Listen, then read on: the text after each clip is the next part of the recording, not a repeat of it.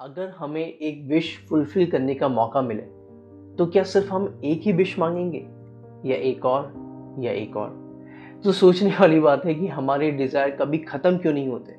क्या ये सिर्फ एक इल्यूजन है या ये सच में होता है।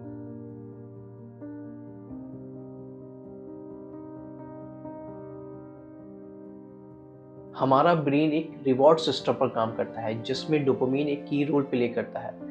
जब हमें कोई नई चीज़ चाहिए होती है जैसे कार या फ़ोन या कुछ भी, तो हमारे ब्रेन में से डोपामिन रिलीज होती है।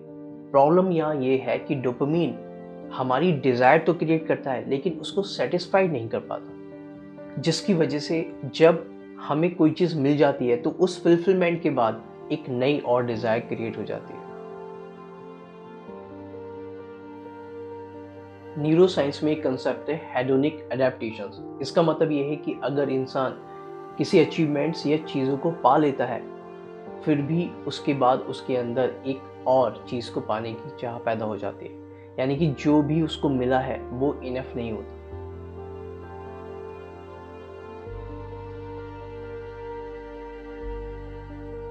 बुद्धा ने एक बार कहा था कि सारी सफरिंग का जो रूट कॉज है वो है एक्सेसिव डिजायर्स। जब तक इंसान अपनी डिजायर्स के पीछे भागता रहेगा उसका जो माइंड है वो रेस्टलेस और अनसेटिस्फाइड रहेगा। इसका सॉल्यूशन यही है कि हम अपनी डिज़ायर को हमें ख़त्म नहीं करना है, हमें उनको ऑब्जर्व करना है और अपने हिसाब से हमें यूज़ करना है।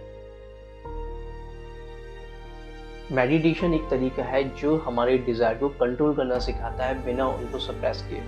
जब हम मेडिटेशन करते हैं तो हम देखते हैं डिज़ायर्स आते हैं और चले जाते हैं। उनका असर हमारे ऊपर तभी होता है जब हम उनसे बहुत ज़्यादा अटैच होते हैं।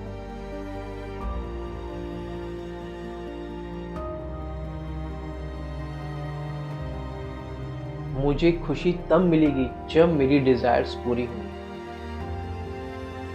मैं अपनी करंट रियलिटी में भी खुश रह सकता हूँ बिना किसी चीज़ों का स्लेव बने।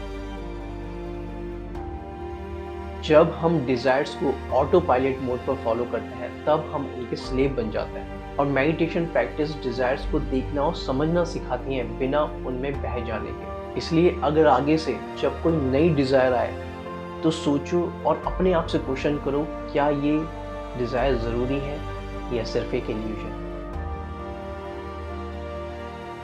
न्यूरो साइंस कहती है डिज़ायर का कोई एंड नहीं क्योंकि ब्रेन ऐसे ही बना है। स्पिरिचुअलिटी कहती है डिज़ायर का एंड तब होता है जब आप उनसे अटैच होना छोड़ देते हैं। साइकोलॉजी कहती है डिज़ायर आपको कंट्रोल करे या आप उनको, ये आपके माइंडसेट पर डिपेंड करता है। तो अब आप ही बताओ, क्या आप डिज़ायर्स के स्लेव बने रहेंगे या अपने माइंड को मास्टर करेंगे।